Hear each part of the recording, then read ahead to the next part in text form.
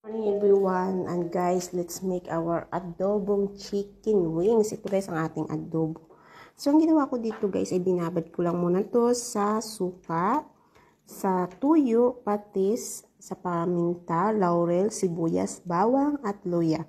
So after ko guys na ibabad ng 30 minutes ay iprito ko na, ilagay na natin ito sa lalagyan.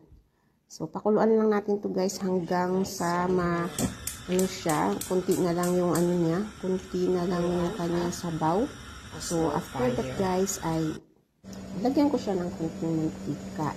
So para hindi siya, ayoko kasi yung sabaw. Ayan na siya guys. So luto na ang ating yummy chicken adobo for the day. Thank you for watching. Chicken adobo. Ito na lang tayo guys. So, ayan. Sarap-sarap na yan. With rice. Talaga. Ayan. Kain tayo ng chicken adobo. Ayan. Ating chicken adobo.